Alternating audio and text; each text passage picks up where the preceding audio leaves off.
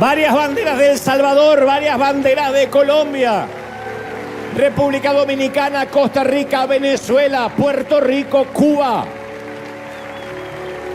¡Qué lindo! Arriba, arriba, arriba. Argentina también está allí. Venezuela, Ecuador, México, que no aflojen los aplausos. Mira México, qué lindo. Chile, juntos recibiendo, saludando al resto del mundo. Después se miran en el vídeo, ¿eh? Gracias por el recibimiento. Gracias por el recibimiento, gracias por estar ahí, gracias por conectarse. Buenos días, buenas tardes, buenas noches, conforme nos vean desde otras partes del mundo. Dios te bendiga, porque hay diferentes usos horarios. En Europa ya es muy noche, pero lo cierto es que hay gente que nos espera para vernos, para recibir el mensaje, para ser parte de esto maravilloso que Dios está haciendo en River. Bueno, te cuento, si estás en casa, que ya hemos alabado, hemos adorado. Algunos dicen, ¿por qué no transmiten todo eso? Porque hay cosas que se tienen que vivir. La pantalla suele enfriar mucho lo que realmente pasa, no le hace justicia a lo que se siente cuando uno está aquí. Entonces hay cosas que nos reservamos, como por ejemplo el clima, la atmósfera, el estar juntos. Y después, claro, la palabra que no vuelve vacía. A partir de ahora nos conectamos y te mostramos o te transmitimos lo que en este caso creo Dios puesto en mi corazón.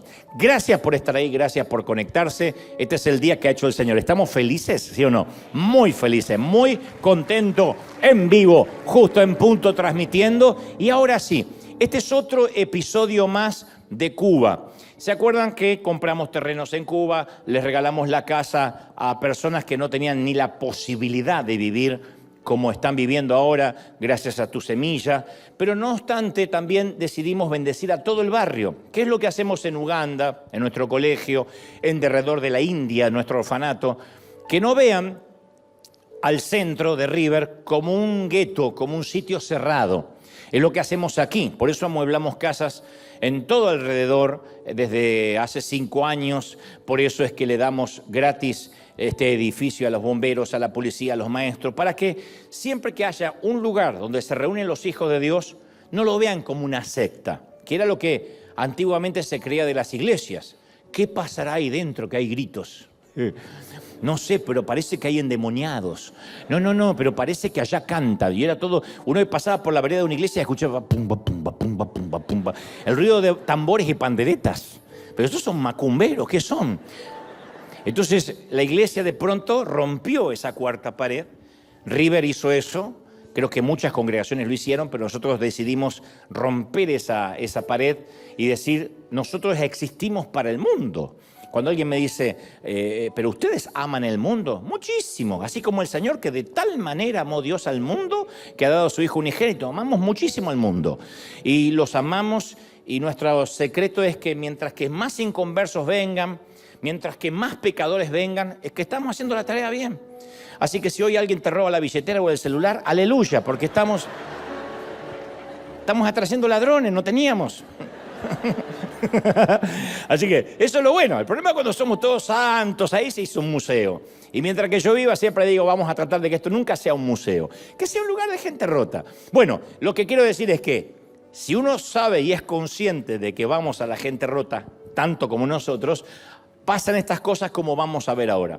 Que no solo bendecimos a esas casitas donde están nuestros abuelos, a los cuales le dimos una dignidad o una mejor calidad de vida, sino que salimos a repartir alimentos. Ahora, esta es la aclaración pertinente.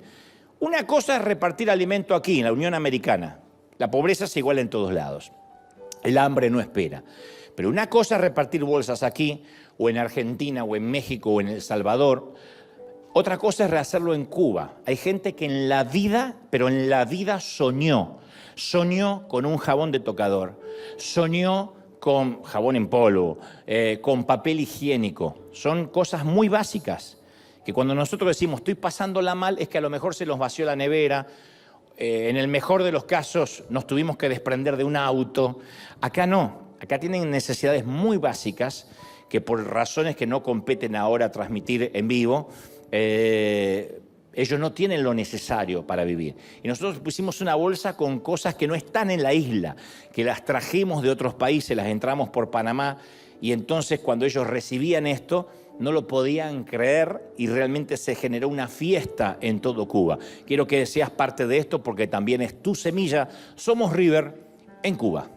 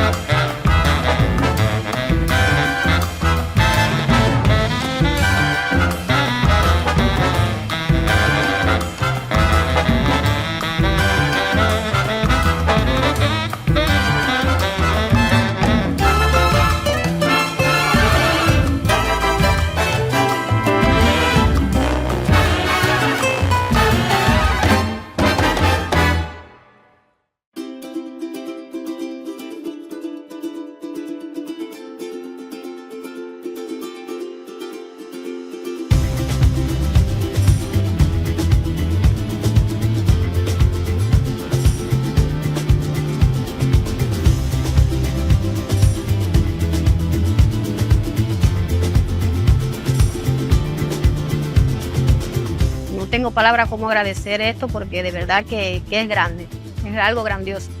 No hay palabras para darle gracias a Dios por las cosas que hace. Nos sorprende cada día más.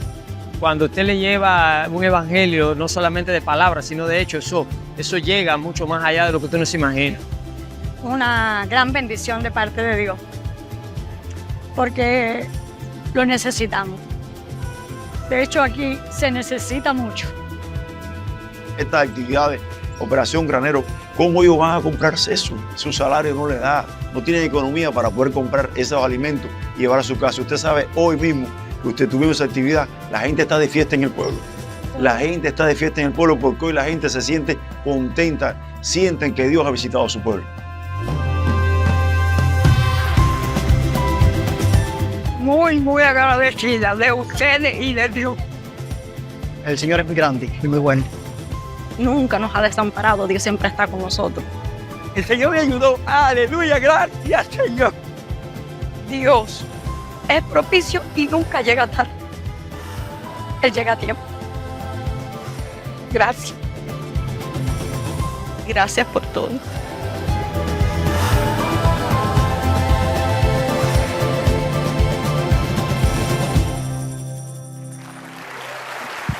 Hermoso. Saludo enorme. Es resumir en 2 minutos toda una fiesta de todo un día y gente adulta que no paraba de llorar porque no esperaban tener carne, pollo, no sé, lo que nosotros a veces tenemos como básico o lo que es peor, damos por sentado. Y llevar esos alimentos para ellos fue muy importante, lo seguimos haciendo, solo te estamos mostrando esto, pero lo hacemos siempre.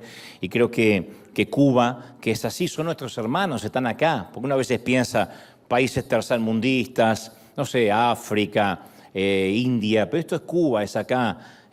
Cruzando ahí nomás el charco y sin embargo tanta necesidad y tanto nos necesitan nuestros hermanos. Así que River ha sido una bendición enorme y siempre oren para que el gobierno cubano nunca crea que nosotros buscamos otra cosa, ni desestabilizar el gobierno, ni hablar en contra de nada. Nosotros lo que queremos es bendecir a la gente, a nuestros hermanos y saber que todos somos hijos de Dios. No importa si somos cubanos, venezolanos, mexicanos, salvadoreños, todos fuimos comprados por el mismo precio y eso es lo que hacemos. Así que Cuba, un saludo enorme, gracias por dejarnos bendecir. Gracias por dejarnos bendecir. ¿Estamos listos, sí o no? Bueno, aquí en casa yo te he contado en infinidad de ocasiones, bueno, especialmente los que siguen los mensajes, que cuando tenía unos 20 y tantos años, yo moría porque me invitaran a predicar en congresos importantes, en conferencias. Era un muchachito de 20 y tantos. Digo 20 y tantos, menos de la mitad de 25, 23, 24 años, y moría por aparecer en esos flyers o en esos afiches donde había otros predicadores conocidos, populares, En ese tiempo yo codiciaba los elogios de la gente. Venía con una estima muy dañada de haber sido invisible casi toda mi niñez, gran parte de mi adolescencia, y de pronto fue como que Dios me hizo jugar en las grandes ligas y me empezaban a invitar y empezaba a recorrer algunas naciones y yo me sentía en una burbuja. Yo sentía que era la oportunidad de demostrar que yo tenía valía. Estaba agradecido con la providencia divina de haberme llamado, pero mi meta en muchas ocasiones era llenar la agenda de invitaciones de todo el mundo y quería a veces fabricar oportunidades. Y todo lo que uno fabrica con esfuerzo humano nunca viene con la garantía de Dios. Por mucho que uno se esfuerce, uno no puede encender una zarza con un cerillo, con un fósforo. Es imposible, porque tarde o temprano es una zarza que arde con fuerza humana. Cuando uno, insisto, quiere fabricar esas oportunidades, se frustra. Obviamente Dios quería que yo permaneciera mucho tiempo, que llegara a la longevidad, a la permanencia. Dios no tiene estrellas rutilantes salidas de un reality que duran 2, 3 meses con un éxito y después desaparecen. A Dios le gusta procesar a la gente para que se mantenga, para que se sostenga. Así que Dios comenzó a trabajar en mí, obviamente, para crucificar mis motivaciones. Y las crucificó de la única manera en que puede realizarse una crucifixión. Una crucifixión del ego y una crucifixión del orgullo siempre causa mucho dolor. Este es uno de los procesos por el cual Dios me hizo atravesar. Después hay otros aristas de mi carácter que Él tuvo que trabajar y que todavía sigue trabajando. Pero particularmente el ego, el orgullo, Dios empezó a procesarlo. Y cuando uno es argentino tiene que procesar doble el Señor. Es como hacerle intentar comer no picoso a un mexicano. Entonces Dios tiene que hacer una tarea doble que cualquier otro ciudadano que no está acostumbrado a comer picante. Bueno, y es más, en alguna ocasión tuve que pasar mucha vergüenza. Mi orgullo fue mutilado, cercenado. A mí me hizo acordar aquel proceso, a aquella historia del joven predicador que subió a dar su conferencia con su ego inflado, pechito de paloma, pero sus nervios le hicieron una mala jugada y durante el mensaje se equivocó muchísimo y bajó muy humillado. Y dicen que ahí estaba el príncipe de los predicadores, Spurgeon, y le dijo: muchacho, si hubieses subido como bajaste, habrías bajado como subiste. Si hubieses subido como bajaste, habrías bajado como subiste. Porque cuando uno sube orgulloso y Dios te humilla, es un espanto. Es siempre preferible subir en humildad y que Dios te honre, que Dios haga que reconozcan que hay una unción especial en ti. La cosa es que cuando Dios empezó a filtrar mis motivaciones, dejé con los años de estar buscando oportunidades. Y entonces fue cuando esas oportunidades comenzaron a buscarme a mí. Recuerdo un gran consejo de Carlos Anacondia, tremendo evangelista argentino, que me dijo: nunca te ofrezcas. Si tienes algo bueno de Dios, nunca vas a tener que ofrecerte, ni hacer tarjetas personales, ni decir invítenme, porque si Dios es el que te llamó, la mies es mucha, los obreros son pocos. Es una falacia, una ridiculez que te estés ofreciendo. Lo más probable es que si te ofrezca, no eres un llamado, eres un ofrecido. Así que yo fui entendiendo esto de diferenciar la dicotomía entre ser llamado y ofrecido.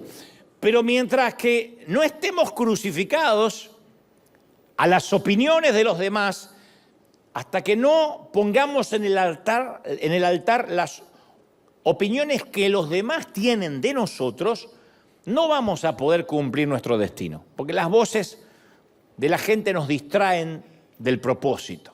Entonces uno tiene que morir en el proceso a la aprobación de los demás, para todo, no solo para servir al Señor, para ser un predicador, para generar una empresa, una compañía, para creerle a Dios en un sueño. Uno tiene que crucificar las opiniones ajenas. Y eso incluye a veces las opiniones de nuestros padres, que por mandato familiar dice, no, tú tienes que ser médico, no, tú tienes que seguir el oficio de papá, tú tienes que lograr lo que mamá no logró. A veces uno tiene que romper esos mandatos, esas creencias, esos sesgos, para poder finalmente cumplir lo que Dios nos llama a hacer. Pero aquellos que tienen su mundo interior en desorden, tienden a experimentar mucha confusión acerca de su propia identidad en algún momento de la vida. La fama o el reconocimiento o el poder, cuando hablo de poder no es necesario ser Elon Musk o un multimillonario. Poder tiene el oficial de migraciones, poder tiene el voluntario que te dice y te señala el asiento, el ujier. Un poquito de poder tiene quien te sirve el café, poder tiene aquel que tiene una preeminencia sobre nosotros en algún momento de la vida. Y ese poder es a veces como la droga para los narcotraficantes. Alguien me dijo, si hay que continuar en este negocio, no podemos comprar lo que vendemos. Si uno compra lo que vende, no puede continuar en el negocio. Los narcotraficantes, mal valga el ejemplo, saben que si ellos consumen la mercancía, terminan siendo unos drogadictos que no sirven para el negocio. Así que lo más probable es que aquellos que trafican no consuman. Y eso, aunque parezca un ejemplo o un mal ejemplo, salvando las distancias, a veces nosotros consumimos lo que vendemos y nos creemos lo que le hacemos creer a los demás. Hay gente que no puede separar el papel que realiza de la persona que es en realidad. No logran hacer la dicotomía. Yo hablo con algunos artistas que me dicen, si uno no le cae la moneda de que uno trabaja de artista, no es artista, de pronto vamos a sentir un shock cuando la vida nos golpee, cuando la vida real nos golpee, porque de firmar un gran cheque a sacar la basura hay un paso. La vida real está ahí a la vuelta de la esquina. Y cuando alguien se cree el tapón del océano o la última Coca-Cola del desierto, de repente viene el proceso de Dios y nos enseña, como decíamos el domingo pasado, hey, es la vida real, estúpido. No se lo digo a ustedes, sino que el que entendió el mensaje, ¿no? A mí me ha tocado entrevistar a gente famosa que se creyeron su personaje y son realmente patéticos. Porque está aquel que dice, bueno, se enciende la luz, la cámara tiene una lucecita que se llama Tali. Bueno, a ver, se enciende el Tali y vamos a la entrevista. Pero hay otros que viven en personaje. Hola, ¿qué tal? ¿Cómo te ves? Qué lindo. Viven en personaje. Yo digo, irán hacia el baño, yo no lo entiendo. Bueno, hay cristianos que también viven en personaje. Padre Celestial, Dios eterno, Dios de las luces. Yo digo, así va a comprar la carne, deme 1 kilo de nalga.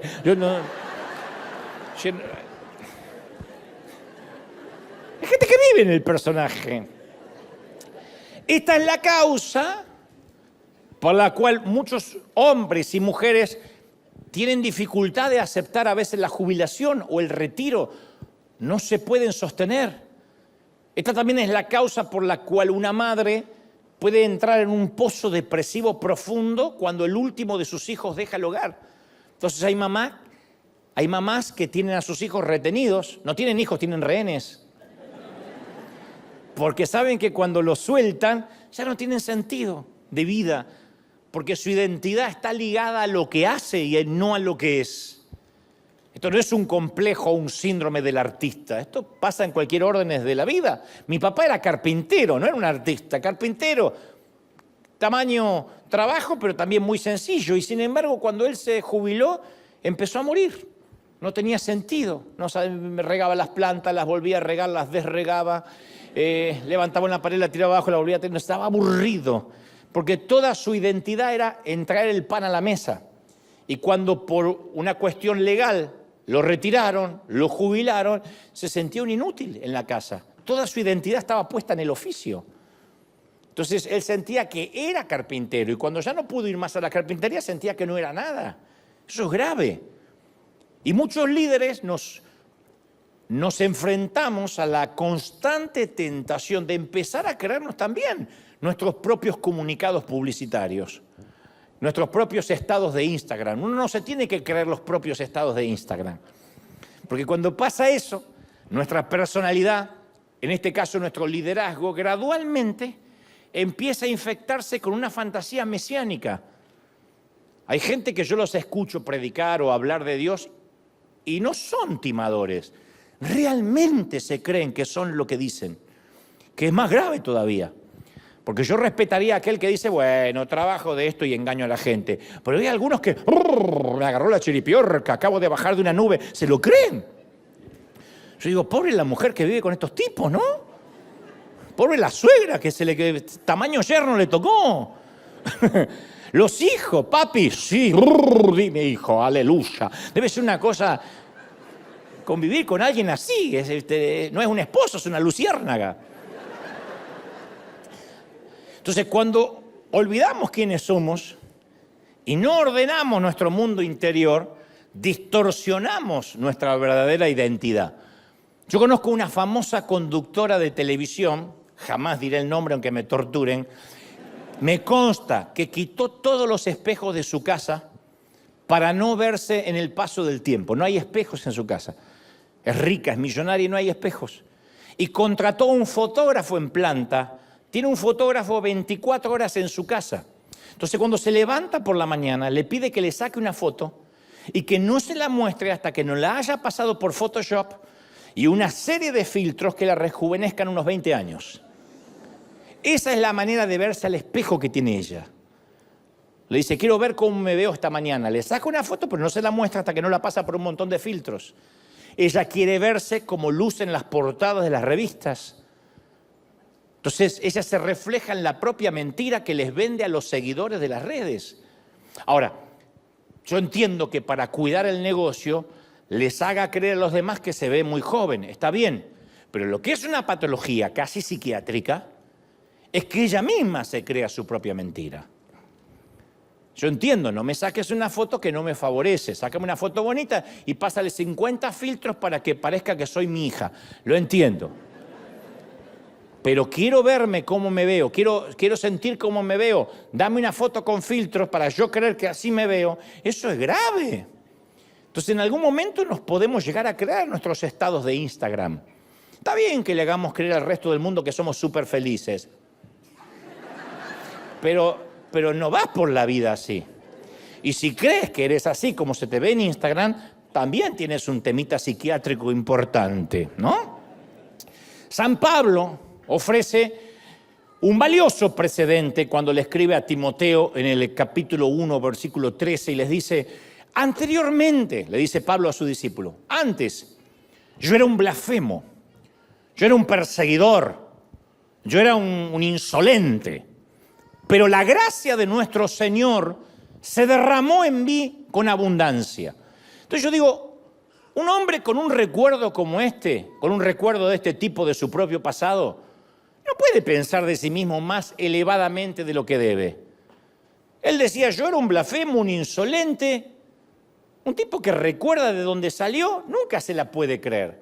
Cuando uno sabe de dónde sale, de dónde salimos, es imposible creérnosla. Cuando uno recuerda, ¿no? Si yo salí de la pobreza, yo salí del pecado, de la miseria, de la escasez. Eso es lo que mantiene humilde a una persona. El nunca olvidar de dónde salimos, aunque la vida nos dé casas más cómodas.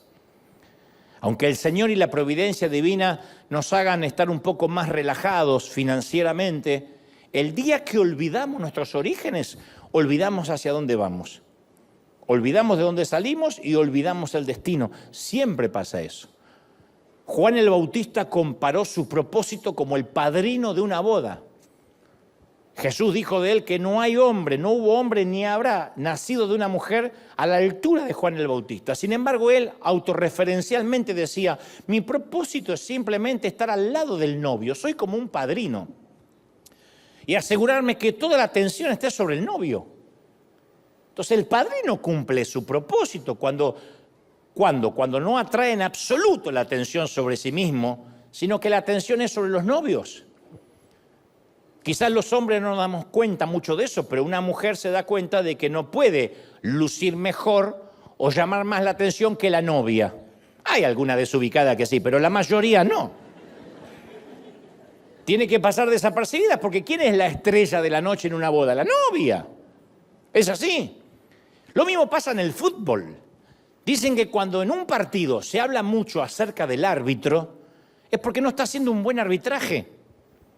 Cuando uno dice, y el árbitro saca otra tarjeta roja, y el árbitro otra vez una amarilla, y el árbitro no cobró, y el árbitro cobró, y fue al VAR, no fue al VAR. ¿Qué pasa con el árbitro? Si en un equipo, en un partido, se habla mucho del árbitro, el arbitraje es malo. Porque si hiciera bien su trabajo sería invisible, nadie se daría cuenta que hay un árbitro. Tiene que arbitrar de manera tal que se luzcan los jugadores, no el árbitro. Lo mismo pasa con el personal de seguridad.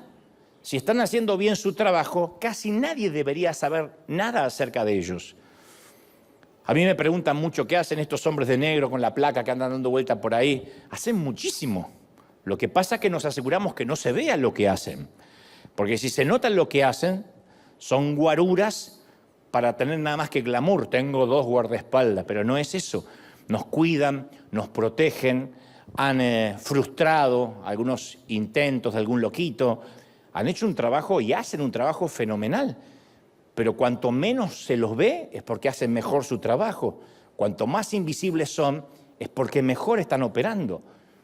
Yo cuando publiqué el título del mensaje, mucha gente fue a buscar el significado, porque es una palabra relativamente nueva. El síndrome de hubris es un trastorno que se caracteriza por generar un ego desmedido, un desprecio por las opiniones ajenas y las necesidades del prójimo. La palabra hubris tiene un origen griego que significa orgullo, arrogancia. Y se dice igual en inglés y en español porque el origen es griego. Orgullo, arrogancia, petulancia. El narcisismo, que posiblemente la mayoría escuchó, es un rasgo de la personalidad caracterizado por una excesiva admiración propia, que viene del personaje Narciso, que le falta empatía con los demás, tiene una constante necesidad de atención, de validación. Pero por otra parte, el síndrome de hubris es más específico y se refiere a un tipo de arrogancia casi patológica, es una enfermedad. El narcisismo es un tema más emocional. El síndrome de hubris es patológico. Así que está bueno decirle a tu marido, hubris, no sabe lo que le está diciendo, pero le está diciendo, tienes una enfermedad patológica. Entonces, la arrogancia, este síndrome, es un equipaje que Dios nunca quiere, tolera que llevemos. Es un equipaje que no está permitido llevar. Yo siempre digo, Dios no desaprueba la arrogancia. A Dios no le desagrada la arrogancia. Literalmente la Biblia dice que Dios la aborrece. Es quirúrgico en usar la palabra. Porque en otras cosas dice Dios desprecia, a Dios no le gusta, a Dios no le agrada. En cuanto a la arrogancia dice, la aborrece Dios, es vomitiva. Lo mismo que una comida infestada con gusanos le produce a nuestro estómago, es lo que le produce el arrogante, la arrogante a Dios. Es algo que Dios no tolera. Proverbios 8:13 dice, la soberbia y la arrogancia aborrezco. Y en todas las traducciones significa la odio. Es duro, es choqueante que Dios diga que odia. Pero es la única cosa, la única situación en la que Dios se permite esa palabra, la odio. Abominación es a Jehová el altivo de corazón. Y Dios dice en Filipenses 2:3, no hagas nada por vanagloria. Si vas a hacer algo para hacerte ver, no lo hagas, lo prohíbe Dios, no sirve. Cesen las palabras arrogantes de vuestra boca, 1 Samuel 2:3. En otras palabras, cierra la jeta si van a salir palabras arrogantes. En 1 Pedro 5:5 dice, Dios resiste a los soberbios. ¿Sabes lo que es resistir? Es poner así y decir, no vas a pasar, no te voy a bendecir, no vas a tener mi favor. Te resiste Dios. ¿Quién quiere tener de enemigo a Dios? ¿Quién quiere tener a Dios resistiendo lo que hacemos? Emprendemos algo y fracasa. Algunos dicen, parece que me orinó un dinosaurio. No, lo más probable es que Dios te esté resistiendo porque resiste a los soberbios. Antes de la caída está la altivez de espíritu, dice Proverbios 16:18. Si ves a alguien caer y buscas para atrás, tiras el hilo, vas a encontrar un altivo, un soberbio. Mira al soberbio, al agrandado, y es cuestión de días, de semanas, de meses, pero está en una cuenta regresiva que va hacia la caída. Jehová asolará la casa de los soberbios. Proverbios 14:25. O sea, dice, la va a arrasar.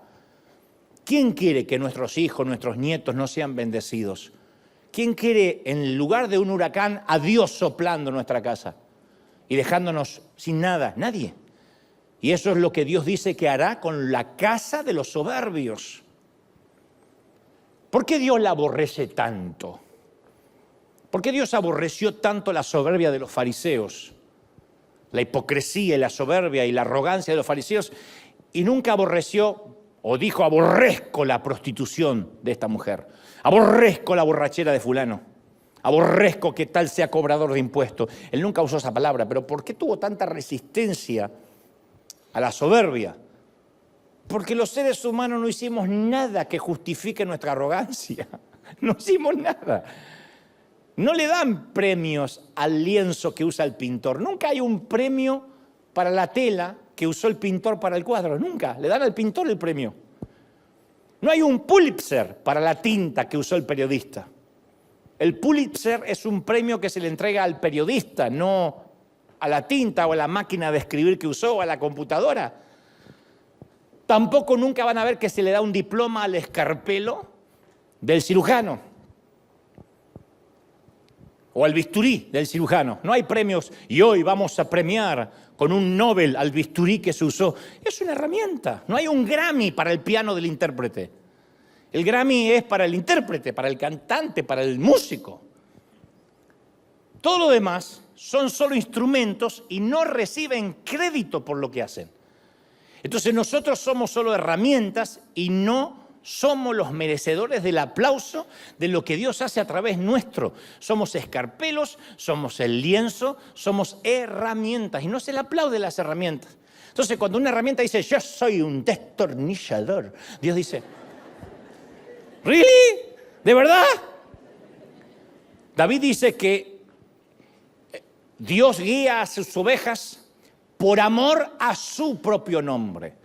O sea, no hay otro nombre en la marquesina. No hay otro bajo el reflector.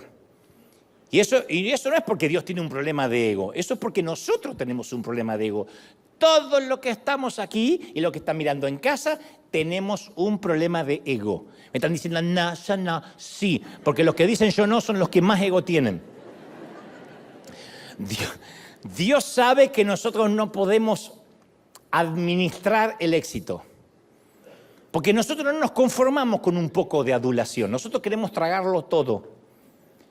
Pasa con los artistas, pasa con los futbolistas. No les alcanza un premio. Quieren 2, y quieren 3, y quieren 4. No nos alcanza una cosa. Y el elogio nos atrofia el cerebro. Y en algún momento pensamos que se trata de nosotros. Y olvidamos que somos polvo, olvidamos dónde salimos y olvidamos que fuimos rescatados del pecado. Somos seres que enseguida nos olvidamos. Cuando hay gente que llega a las congregaciones, no acá, porque acá la verdad que justo a este servicio vienen todos los más puros, pero cuando hay gente que viene reclamando un asiento, o se enoja por un café, o se molesta y reclama sus derechos, yo pienso que si a mí me da gracia, imagínate a Dios, que dirá, pero si yo y a esta chirusa, doña Florinda, la saqué de... Y ahora llega toda igualada, es que yo pedí. ¿De dónde salió? O sea, la arrogancia es algo que no resiste análisis en nosotros. San Lucas 14:11 afirma, porque cualquiera que se enaltece va a ser humillado, es una ley. El que se autoenaltece va a ser humillado y el que se humilla será enaltecido. Y nosotros nos olvidamos, creemos que son frases de menor categoría, pero están tan en la Biblia como todo lo puedo en Cristo que me fortalece. El que se humilla será enaltecido por Dios, el que se enaltece le va a bajar el copete y le va a alinear los patitos del Señor de a uno. Dice la Biblia, Dante habla hoy. Ahora, con la misma intensidad que Dios odia la arrogancia, Él ama la humildad. Yo encontré muchos pasajes bíblicos que hablan en contra de la arrogancia, pero encontré más que hablan a favor de la humildad.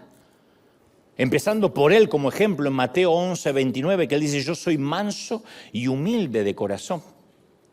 Salmos 138 dice, porque Jehová es excelso y atiende al humilde. No atiende por orden de llegada, no atiende el que sacó citas como el médico o el dentista, atiende al humilde. Así que están todos ahí los orgullosos y Dios sale y dice, sí, el que sigue yo, llegué a las 6 de la mañana. No, el humilde de atrás. Y ahí pasa el de River, feliz.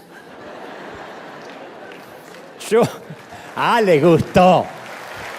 ¿Ven que le gustan los halagos? Isaías 57:15 dice, yo habito con el humilde. ¡Qué lindo! Yo habito. ¿Con quién vives? Y con Jehová. Pensé que vivía sola. No. Jehová y yo. Dios y yo. ¿Por qué? Porque soy humilde. Él habita conmigo. No me visita. Habita, está en mi casa. Tiene el mismo domicilio. Miraré a aquel que es humilde de espíritu, dice Isaías 66:2. Lo voy a mirar. De entre toda la humanidad, aquel que es humilde lo voy a mirar. Y aparte hay promesas que vienen inherentes a la humildad. Dice que nos va a dar honra. Le daré honra. A la honra la precede la humildad, dice Proverbios 15:33. O sea, la humildad es anterior a la honra. Cuando uno es humilde, la honra viene sola, sin que la tengas que buscar. Te van a honrar. Te da sabiduría, dice, con los humildes está la sabiduría. Proverbios 11:2, con los humildes. De allí que hay mucha gente inteligente que no es sabia. Hay gente que tiene diplomas en la pared y es necio para las relaciones, necio para la vida. Y capaz que estudió en Harvard, pero su inteligencia es horizontal, lo que pudo aprender. La sabiduría siempre es vertical, viene de arriba. Por eso algunos de nosotros hemos tenido abuelitos o abuelitas que ni siquiera estudiaron la escuela primaria, pero muy sabios en la vida. Porque él dice que al humilde le va a dar sabiduría, no inteligencia, sabiduría. Y la sabiduría nos ayuda a tomar decisiones, a no equivocarnos, a saber discernir el corazón de la gente. No nos estafan fácilmente porque uno es sabio. Y eso viene con la humildad. Dice Dios que nos va a dar dirección a los humildes. Enseñaré a los mansos su carrera. Salmos 25:9. Les voy a enseñar por dónde tienen que ir. Viste que hay gente que dice, yo no sé qué hacer con mi vida, no le encuentro sentido, no sé si ir para allá o para allá. El secreto es que no hay humildad. Le dará gracia. Dios da gracia a los humildes. Santiago 4:6. O sea, uno peca, se equivoca y Dios te da un favor y una nueva oportunidad y una nueva oportunidad y una nueva oportunidad. ¿Por qué? Porque hay humildad. Y hay hasta una promesa esteticista de belleza. Escuchen las damas que están un poquito más preocupadas. Los varones ya estamos jugados. Decimos, bueno, nos tocó la cara que supimos conseguir. Pero dice Salmos 194:4. No es Séfora 194:4, Salmos. Hermoseará a los humildes con la salvación. O sea, les va a dar la salvación y los va a hermosear. Por eso es una promesa esteticista, ¿no? Que nuestro rostro se va a ver más hermoso que lo que se debería ver si hay humildad. Y es verdad. Piensen en alguien que les consta que es humilde, que es sencillo. Y van a ver que es un hombre o una mujer linda. Claro, que cuando uno habla de belleza, la belleza es relativa, ¿no? Lo que a uno le parece muy bello, a otro le parece espantoso. Gloria a Dios por eso, que no somos todos copias al carbón. Lo cierto es que Dios dice que nos va a dar belleza, una belleza interior que subyuga cuando hay humildad. Y yo hice memoria y dije, sí, yo me acuerdo de conocer hombres, mujeres de Dios, petulantes, que por más que se vistan bien, que parece que se llenan de perfume, se ven espantosos. Son feos. No hay nada que oscurezca más, que te afee más, que nos afee más que el orgullo. Ver una persona petulante es feo. Ahora, cuando uno ve una persona humilde, sencilla, uno empieza a amarlo inmediatamente. Primero porque hay empatía. Segundo porque eso subyuga, atrae. Hay una seguridad detrás de la humildad. Todo lo contrario a lo que se cree. Que nos dicen, sé un campeón, que no vean tus debilidades, que no te muestres vulnerable. En la vulnerabilidad hay una belleza extraordinaria. Cuando alguien dice, bueno, yo soy así. Eso atrae, subyuga. Y Dios dice, voy a hermosearte si eres humilde. Una vez un psicólogo me contó algo muy curioso acerca de algo que se llama, que lo conté en más de una ocasión, se llama el don del artista versus el don del oyente, o el don del artista versus el don del público. Y él decía, todos podemos compartir el don de un artista. Mientras la persona talentosa está cantando, por ejemplo, y comparte su don, todos lo recibimos y hasta estamos agradecidos a Dios por prodigarle ese don y permitirle a ese cantante compartirlo con nosotros. Decir, voy a disfrutar un concierto de fulanito o fulanita que canta, y cuando canta me pone la piel de gallina, qué lindo que le diste ese don, ¿no? O voy a ver una película porque me encanta cómo actúa. Esa persona nos comparte su don y nosotros nos gozamos con el don del público, el don de ser oyente. No hicimos nada y recibimos los beneficios del don. Pero hay una forma de perderse ese don del oyente. Hay una forma de que quien cante lo haga tan bien y a nosotros nos amargue. Y es cuando envidiamos el don del artista. Y en vez de disfrutar el don de ser oyente, queremos ser el que está ahí. En vez de disfrutar el concierto, queremos ser nosotros quienes estamos en el escenario. Y ustedes pueden verlo en cualquier concierto esto. Por ejemplo, en el caso de los cantantes, que hay gente que disfruta mucho y hay otros que están así. Que te van a decir, ¿para qué cuerno vino? Pero vino porque quiere estar ahí. Entonces, cuando comparamos nuestro don de público, de oyente, con el don del artista, ahí nos amargamos. Y ahí nos invade esa extraña sensación de que mientras mayor sea el don de la otra persona, o sus talentos, o su belleza, o su dialéctica, más pequeño nos sentimos. Porque cuando vivimos una vida de comparación, terminamos la vida sin ningún don. Nos perdimos el don de aquel que no lo tenemos y el don de poder gozar de ese don. Cuando un futbolista frustrado mira un partido, puede disfrutar de cómo juega el jugador o puede decir, yo tendría que estar ahí, yo tendría que estar ahí. Los argentinos, de 50 millones de argentinos, 48 debieron ser jugadores de fútbol. No, yo iba a jugar en primera, después me lesioné, si no yo estaría jugando con Messi. Todos, la mayoría debió haber estado jugando con Messi. Por eso dicen, ¿cómo vete para allá? ¿Cómo que no la ves? ¡Ciega! Y está opinando con una panza cervecera así. Y en vez de disfrutar el don que tiene se pone a decir, yo tendría que estar en la cancha. Yo conté muchas veces de gente que trabajaba a mi lado hace muchos años, que yo veía que empezaban a perder el gozo del servicio. Servir produce gozo.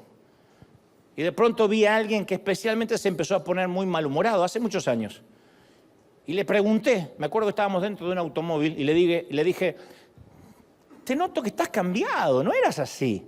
Porque maltrataba a la gente y estaba siempre con el ceño fruncido. Entonces me dice, ¿te puedo abrir mi corazón?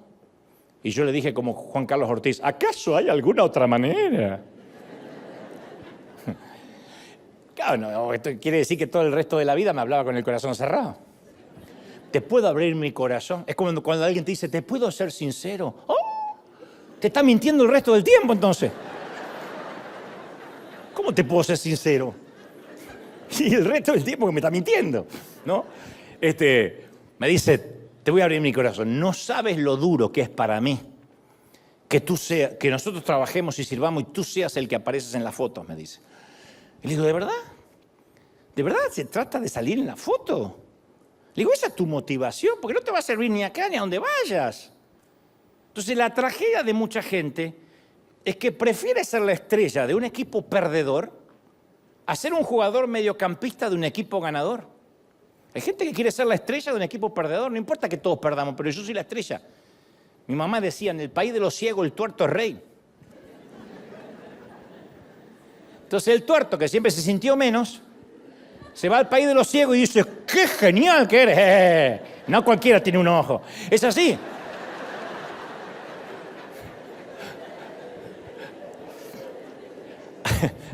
Hay gente que prefiere ser cabeza de ratón en lugar de cola de león.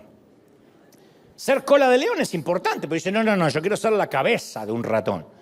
Y hay muchos que son la cola de un gran león, pertenecen a un equipo que gana almas, pero como no son reconocidos como el goleador del equipo, no se llevan los aplausos y dicen, no. Entonces se abren paso en su pequeño reino liliputense, en su pequeño reino pigmeo, donde un pequeño grupo lo pone en una posición de poder. Y dejan oportunidades que son grandiosas. Insisto con el fútbol, esto lo saben los jugadores de fútbol. Hay jugadores que son goleadores en un equipo chiquitito, en Argentina, en México, en Deportivo Villa Zaraza de Tijuana. Y esos partidos que terminan 24-32.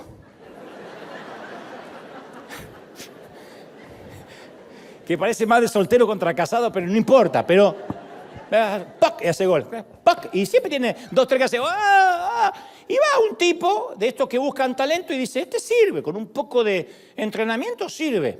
Porque ven el oro en bruto que hay, o el bruto al que hay que sacar el oro.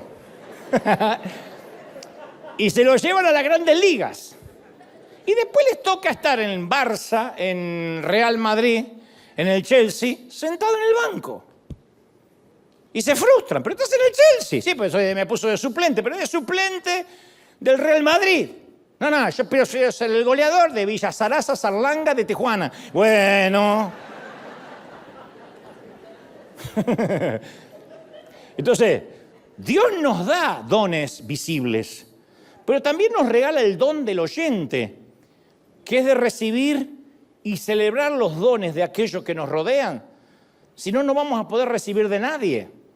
Yo he conocido predicadores que dicen, yo no puedo escuchar a nadie más porque no puedo recibir de otro. Y yo digo, qué pena que perdieron la capacidad de celebrar los dones de otros y son sabios en su propia opinión. Pero si vamos por la vida anhelando el don que le pertenece a otros, vamos a terminar la vida sin ningún don, ni el del otro ni el nuestro. Entonces el síndrome de ubris tiene que ver con sentirnos por encima de alguien más. Es la enfermedad del poder, la distinción de clases. Insisto, ese poder no es necesario que seamos un dictador de un país. Uno puede tener poder y ejercer el mal ejercicio del poder, aún teniendo un grupito chiquito de empleados, un grupo de personas que sirven al Señor. La distinción de clases es lo que lastima. La distinción de clases está muy marcada, por ejemplo, en un avión. Las aerolíneas trabajan mucho para imponer esa distinción. Están los pasajeros de primera clase que embarcan primero. No sé para qué, todos van a llegar igual. O sea, los de primera clase no llegan antes a Miami que los de atrás, pero embarcan primero. Se les permite entrar por una fila separada sobre una gloriosa alfombra roja o azul que el resto de los mortales ni siquiera se atreve a pisar. Se sientan más adelante, los de primera clase comen en vajilla de porcelana, los de turista te dan unos cubiertos de plástico espantoso, unos tenedores así para que con el tenedor no puedas matar a nadie. Les sirven vino gratis a los de adelante, atrás hay que pagar. Si viajas en una gran aerolínea, hasta puede que adelante te den vino argentino. Fíjate el nivel.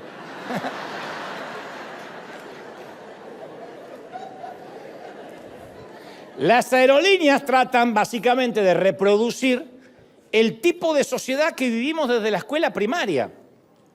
Una pequeña élite de unos pocos privilegiados que el resto envidiamos desde afuera. Y tienen las aerolíneas diferentes clubes de miembros, Premier ejecutivos, o Premieres Golden, Premieres Platinum, Premieres de paja, que no valen nada, a duras Premier, hasta que descienden a no tener ningún estatus. Hay gente que deja de volar y desciende. Y sin importar la categoría en la que uno se encuentra, siempre hay alguien por encima. Por la cantidad de viajes yo llegué a tener esas tarjetas negras de Platinum Executive, Rey de España. Pero yo iba y decía, no, pase señor. Alguien pasaba. Se ve que si yo con todo lo que vuelo tengo esto, dice que viaja en cohete, ¿qué es lo que...? Pero siempre hay uno más arriba.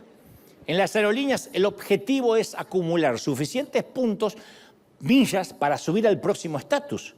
De verdad, no te miento, yo he conocido gente, me debe estar mirando en Buenos Aires, que sacaba vuelos a cualquier parte. Daba vueltas sin sentido para no perder el millaje y el estatus que le daban las millas acumuladas. Una vez vino a California y dio la vuelta por India, África, Burkina Faso para llegar acá. Le digo, ¿por qué? Y así es como lo milla. O sea, yo si viajo quiero llegar lo más rápido posible, me quiero traspasar como Felipe. Y este da vuelta al mundo para acumular millas. ¿Para qué? Para volar gratis.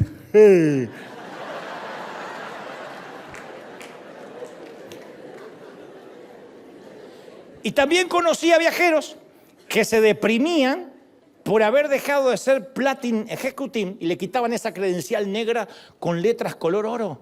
Parecía que le estaban quitando la vida eterna. Yo los he visto temblar así, ¿no? ¿Por qué no soy más Platinum? Pero si vamos a comer al mismo lugar, no soy más Platinum, me decían. Increíble. El Imperio Romano organizaba así a los que vivían en él, de la misma manera que las aerolíneas organizan a sus clientes, primera clase, business, clase turista, clase chusma. Ellos lo...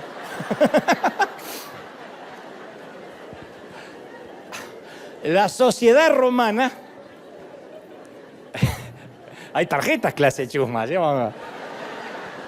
La sociedad romana se dividía a grandes rasgos. Primera clase, que era el 2% de la población, 2% de Roma. Y después todo eran clase turista. Y en ese entorno clasista, la ubicación de los asientos en los eventos públicos reforzaba el estatus. Lo han visto en las películas, en los teatros, en las plazas de toros, en las arenas. La ubicación no se estipulaba por el precio del boleto, sino por la categoría de la persona. Cuanto más alta fuera la categoría del espectador, más cerca del escenario se acomodaba. No digo, porque te dejaron sentar adelante primera vez que llegaste.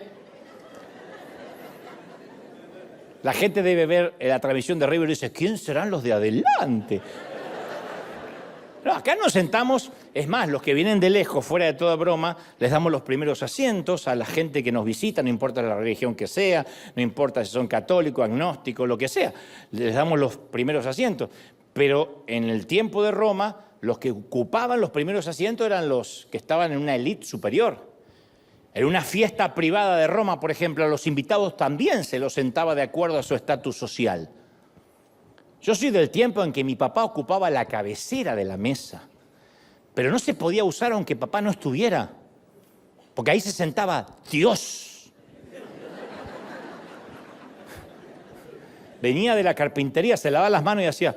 Y esa silla tenía que estar justo para que se siente. Ahora en tu casa, jefe de hogar, en la cocina te toca comerte la salchicha, ¿o no? Porque el nene quiere sentarse en la punta, porque ahí ve el iPad. Pero en los tiempos de Jesús, si veía uno de los invitados de inferior rango, hasta se le servía un menú inferior para reforzar su inferioridad. El de inferior rango no podía comer y degustar el mismo menú que el de clase alta. Imagínate que a los de mayor rango les sirven un filete de lomo argentino. Y a los inferiores un burrito, una pupusa.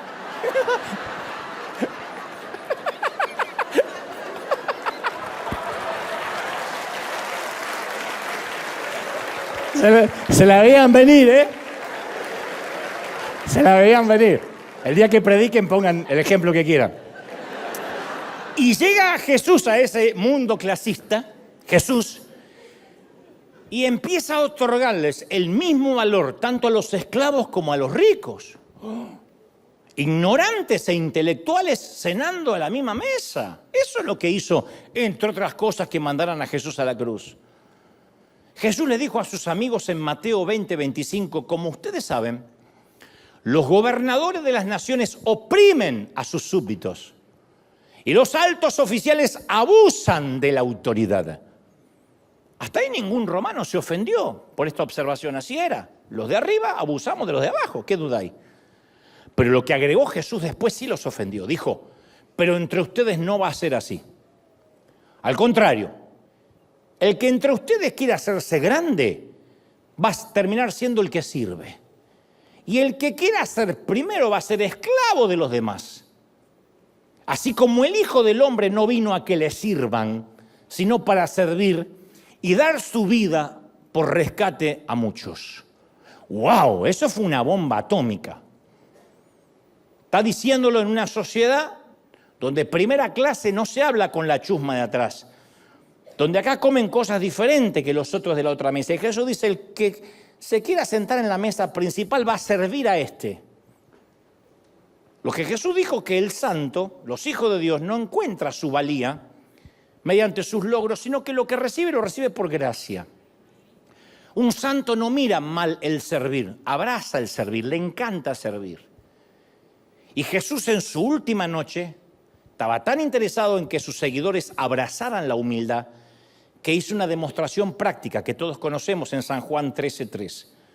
Sabía que el Padre, dice Jesús, sabía que el Padre había puesto todas las cosas bajo su dominio. Imagínate que tú sabes que tienes todo el poder para que te obedezca quien sea. Eres, no sé, el presidente de los Estados Unidos de América, el Papa en el Vaticano, no sé. Tienes un poder. Bueno, Jesús supo que el Padre le había puesto por dominio de todos. Y sabía que había salido de Dios y que a Él volvía. De allí que dijo, yo sé de dónde vengo y sé a dónde voy. Como Él sabía de dónde venía y a dónde iba, se levantó de la mesa, se quitó el manto, se ató una toalla a la cintura, echó agua en una palangana y comenzó a lavarle los pies a los discípulos y a secárselos con una toalla que llevaba en la cintura. Lo que estaba haciendo Jesús es transmitir una nueva visión, una nueva cosmovisión de grandeza a través de la vestimenta. Quitarse la túnica externa, ceñirse una toalla era lo que hacía un esclavo.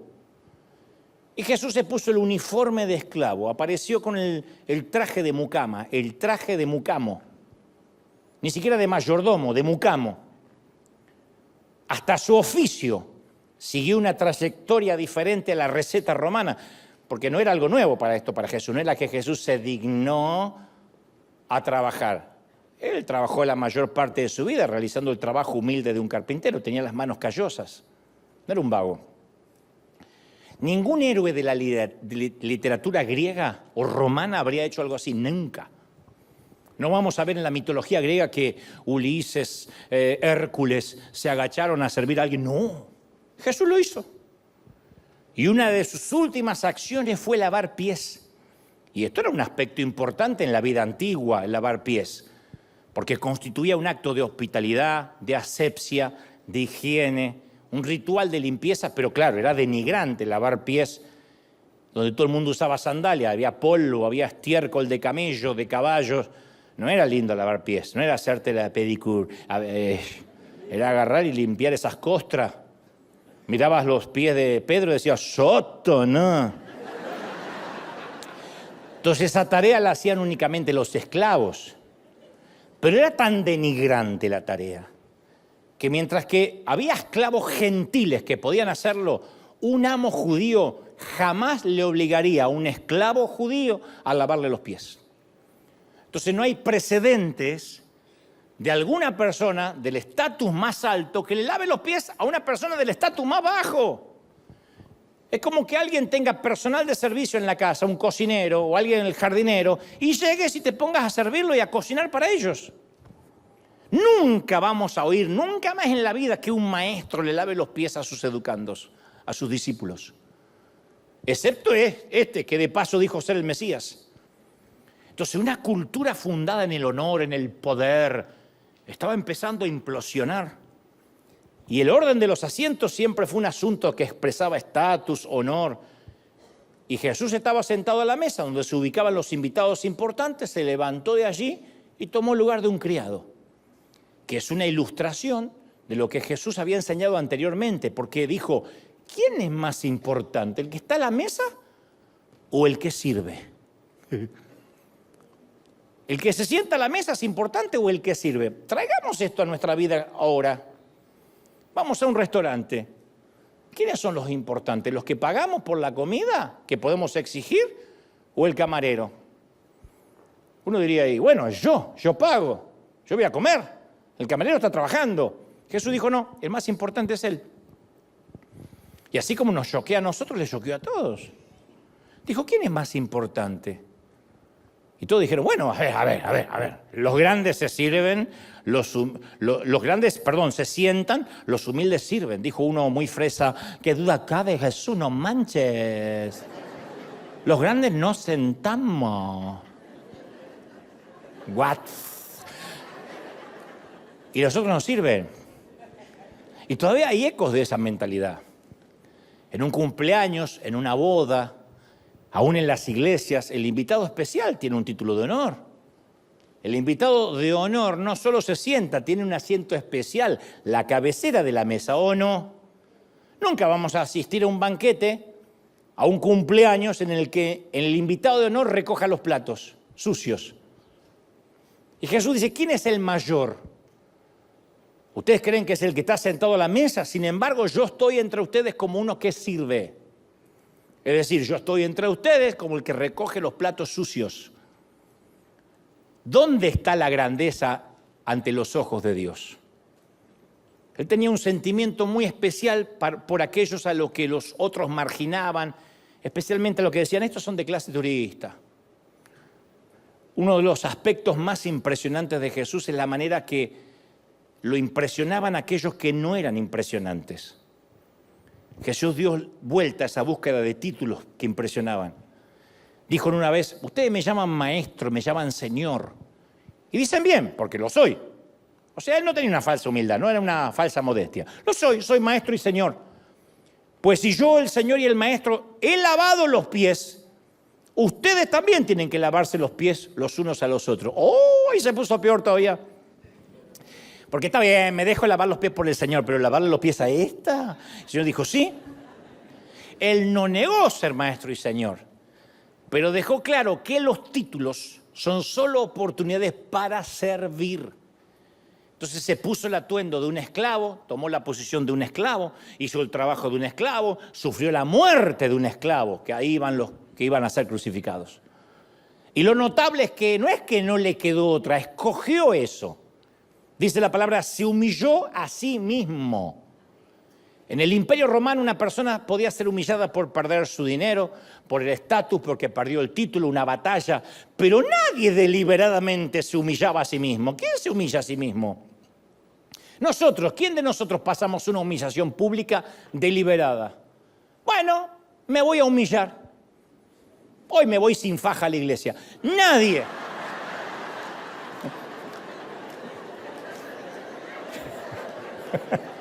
Bueno, se me ocurrió el ejemplo, pero digo, nadie. Ahora, que alguien nos humille, pero humillarse a sí mismo ya es otro nivel. Y en algún momento, después de ese día, se formó una comunidad extraña. Roma no sabía cómo catalogarla, qué hacer con esa comunidad. Porque en una manera difícil de comprender, cambió algo que se consideraba como admirable para mantener el orden. En Cristo, según enseñaban los cristianos, todos eran iguales.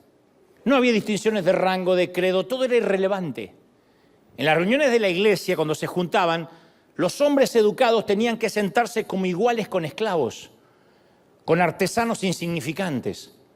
Los esclavos iban a una reunión donde había seguidores de Jesús y tal vez había un aristócrata que se tenía que poner una toalla en la cintura y lavarle los pies a los esclavos. Ese era el movimiento que Jesús empezó.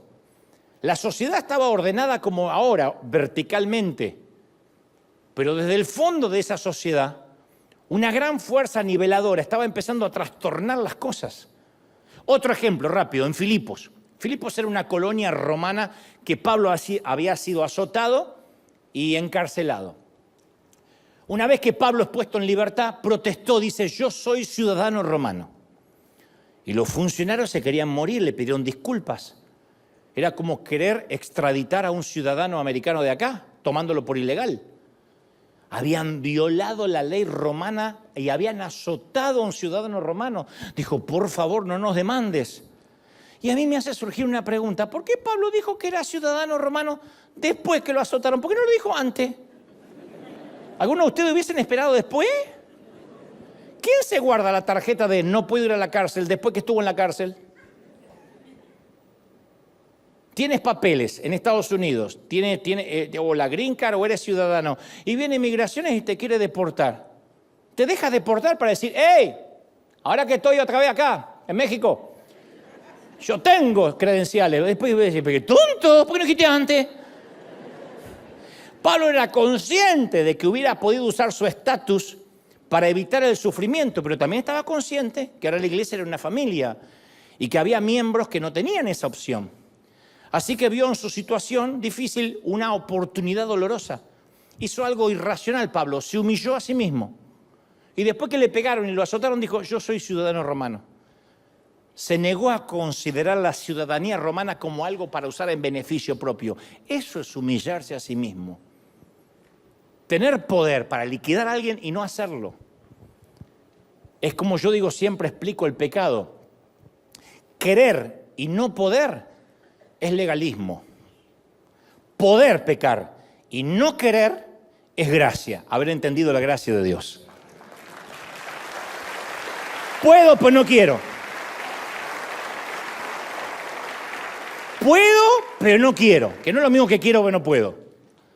Entonces, a veces la fuerza gravitacional del ego siempre es implacable.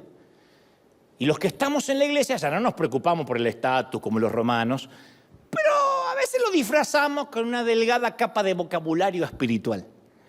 Y desarrollamos nuestro propio culto a nuestras celebridades, ¿o no? Entonces decimos, bueno, pero el fulano es pastor, es apóstol, es obispo. La esposa es la avispa. Los de la sana doctrina, los líderes, los profetas, el bishop, porque a veces apóstol o obispo no alcanza, obispo suena en serio, suena animalito. Entonces, bishop, vamos a recibir al bishop. Y para disimular que el líder está sobre el resto, nosotros decimos, no, es que nosotros no es que lo ponemos sobre esto, es que lo honramos al siervo de Dios. Entonces, por ahí, yo he conocido gente que alguien le sostiene el saco, otro le hace las uñas, alguien más lo peina, otro lo viste, otro le lustra los zapatos, otro le seca los mocos y estornuda. Porque lo que pasa es que aunque vayamos todos en clase turista, al menos queremos ser los que van al lado de la puerta de emergencia que podemos tirar más los pies. Está bien, no viajamos en primera clase, pero vamos a hacer nuestro propio sistema de clases aquí atrás, ¿no? Y tal vez, aunque viajemos en turista, si logro sentarme junto al pasillo, puedo ir más seguido al baño, Tal vez a la hora del almuerzo tenga más opciones, o quizá me den una manta extra. La cosa es que por miedo a ser influenciados negativamente usamos la religión para sentirnos distintos también. Pero no como una forma de acercarse a los demás, sino como una forma de justificar la segregación. La religión se convirtió en una vara de medir que utilizamos a veces para identificar quién viaja adelante y quién viaja atrás. Bueno, aquel es pastor, el otro es una oveja. Bueno, aquel tiene la sana doctrina, este es un liberal. Nosotros también estamos separando por clases todo el tiempo. Y son barreras de polarización, segregación, división. Esa es una de las peores pandemias. Ese es hubris, la enfermedad del poder. El decir yo soy diferente, soy más santo, yo oro más. A veces nos olvidamos que no fue solo un hombre el que fue a la cruz. A la cruz también de alguna forma fue una cultura de poder que estaba muriendo con él, aunque nadie se diera cuenta. En esa cultura el poder significaba estatus, la vergüenza significaba indignidad. La crucifixión era la peor vergüenza. Y Jesús fue crucificado. Para sus seguidores eso quería decir dos cosas. O no era tan grande como habían pensado, o tenían que redefinir su noción de grandeza. Y creo que en la pandemia, esta que acaba de pasar, 2019-2020, los líderes cristianos llegamos al umbral de esa decisión otra vez. Tuvimos que redefinir nuestra noción de qué es ser usado por Dios, qué es servir a Dios. Porque resulta que si la grandeza era un congreso de empoderamiento, una noche de milagros, nos dimos cuenta en la pandemia que viajábamos todos en la misma clase turista, ¿o no? Pastores se murieron de COVID. Todos los pastores pedían prudencia desde la cocina de la casa. En un momento, el empoderado se pareció al que se iba a empoderar. El pastor y la oveja, todo el mundo con tapabocas. En un momento nos dimos cuenta que la regla era pareja para todos. No había un bishop que decía, mocos, atáquenme. No había. Entonces la definición de servir a Dios volvió a ser cruciforme, moldeada otra vez por la cruz, cruciforme. El protocolo por el cual se asignaban los asientos espirituales empezó a cambiar. El apóstol Pablo dijo, ya no hay judío, ni griego, ni esclavo, ni libre, ni hombre, ni mujer, sino que todos nosotros estamos siendo uno en Cristo Jesús. Todos. ¿Sí o no? Todos. Ahí está. Gálatas 3:28 fue la primera declaración de igualitarismo de la literatura humana. Todos somos iguales. Todos. Todos nos vamos a morir. Nadie se tome la vida tan en serio porque nadie salió vivo de ella. ¿Saben cuál es la tasa de mortalidad en el ser humano? 100%. Se mueren todos. No hay una tasa de mortalidad de 99%. Todos nos morimos. Si Cristo no viene antes, todos nos vamos para el hoyo. ¿Y el alma? Para donde la tengamos en Cristo. Pero lo cierto es que todos somos iguales. Por eso quiero hablarles en los últimos minutos a los que son de clase turista como yo. ¿Alguna vez empezaste un trabajo o un ministerio y dices, pero ¿qué hago yo? ¿Cómo es que yo estoy haciendo esto? Tiene que ser un error. Yo no estoy calificado. Esa ruptura de la fe comienza cuando nuestra confesión interna es opuesta a nuestra posición exterior. Es la guerra entre quien somos en realidad y quienes creemos, pensamos y decimos que somos. ¿Qué es lo que le da forma a sentirnos como clase turista? Yo te voy a dar una idea. La mayoría miramos a nuestro pasado, como me pasa a mí, y ahí por nuestro pasado determinamos para qué estamos calificados y para qué no. Cada una de nuestras miradas hacia atrás y a nuestro alrededor es como un tanteador mental para evaluar para qué estamos calificados. Te lo voy a poner así. Si tu calificación en caligrafía no fue buena cuando estabas en la secundaria, probablemente pienses que estás descalificado para escribir un libro. Esto está en el inconsciente. Hay gente que dice, ¿qué voy a escribir un libro yo? Si yo no tengo errores, tengo horrores de ortografía. Yo escribo vaca con B larga, ¿qué voy a andar escribiendo un libro? Entonces te juzga por lo que eras. Si tu calificación en el matrimonio fue mala porque terminó en divorcio, es probable que digas, yo no estoy calificado para hacer feliz a nadie, porque lo que yo toco lo arruino. Y encima cuando me cabe en duda de quién soy, mi ex me manda un texto. Si no eres el primero en la lista de un ascenso, no solicitas el puesto para la vacante y dices, no, ¿qué voy a pedir yo si yo no tengo nada? Yo no califico. Entonces, cuando oíste muchas veces que no estás calificado, puedes que comiences a pensar que estás descalificado para casi todo y que no estás calificado para nada. Y ese sentimiento se introduce en la vida cristiana y en tu vocabulario hasta que no tienes más deseo de presentarte en ningún sitio porque ya no quieres oír que no eres el escogido.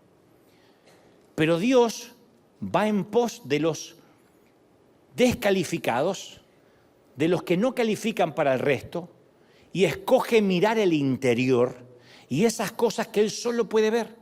Dios rompe las reglas para encontrar a quienes no califican socialmente, pero sí califican espiritualmente. Dios dice, yo no veo lo que la gente ve, yo veo el interior. Para muchos serás clase turista, para mí siempre vas a ser clase ejecutiva y te voy a usar, te voy a bendecir, yo veo. ¿Sí? Y a diferencia de esa rígida vara de medir del hombre que plaga nuestra sociedad, Dios ofrece lo mismo a los justos que a los pecadores, a los creyentes y a los incrédulos, a los aventajados y a los desfavorecidos. ¿Estamos de acuerdo, sí o no? Quizás estás calificado moralmente, pero no profesionalmente. O tal vez superas a tus compañeros intelectualmente, pero no estás pulido socialmente. O quizás tu portafolio está lleno creativamente, pero vacío académicamente. Dice, yo tengo muchas ideas, pero no tengo la universidad. O capaz que estás bien considerado ministerialmente, pero no eres astuto para generar recursos financieros que te sostengan. Entonces, sea cuales sean tus fortalezas o debilidades, siempre estamos girando en la balanza o desde lo calificado a lo descalificado. Cada sociedad tiene a su gentuza de clase turista, a su chusma de clase turista, por motivos de raza, de posición social, de idioma, de decoración, de forma de vestir, de educación, de doctrina, de lo que sea, por cómo huele. Hace poco veía un candidato presidencial decir, los hispanos traen enfermedades. Si no lo vieron, véanlo porque es interesante. Entonces, yo digo, ¿cómo puede ser que los hispanos todos seamos todos iguales? Los argentinos no somos todos iguales, los mexicanos no son todos iguales, los salvadoreños son todos iguales, ¿sí o no? Sí, dice, ¿son todos iguales? No, no son todos iguales. A mí me molesta que dice, ustedes los argentinos, yo no represento a los argentinos, no soy todos los argentinos. Ustedes los mexicanos, ¿cómo ustedes los mexicanos? Cada uno es una persona diferente, pero siempre somos calificados por la etnia, por la raza.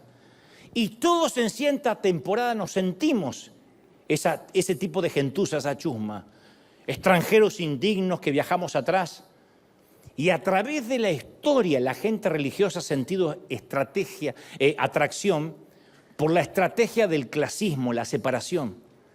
Evita a los pecadores, déjalos sentados atrás de las cortinas. ¿Viste la cortina del avión que hace? Viene y te mira la azafata así. Y te cierra. Porque podría cerrar así delicadamente, te mira así como diciendo... y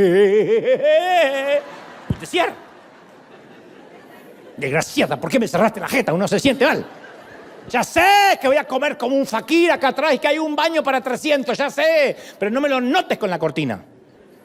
Pero de este lado, de lo que se supone es primera clase, a veces es un invernadero de los pecados más destructivos, orgullo, exclusivismo, hipocresía, autojustificación. ¿Y cuál es el resultado? Que la religión termina siendo una suerte de nazismo, disfrazado de religión. Buscamos la limpieza étnica. Si no tienes ni higiene espiritual, si viajas en clase turista, no te atrevas a usar el baño de primera clase. Hace algunos años me invitaron a participar muchos años en Argentina, de un cónclave interreligioso. Y me tocó escuchar el coloquio muy interesante entre evangélicos, católicos, judíos, adventistas, mormones, y la mayoría con creencias muy antagónicas entre ellos. Pero esta reunión era diferente porque el enfoque estaba en cómo Jesús podía cruzar todos los límites étnicos, raciales, y hacer algo más grande que nuestras disputas. Y entre otros temas,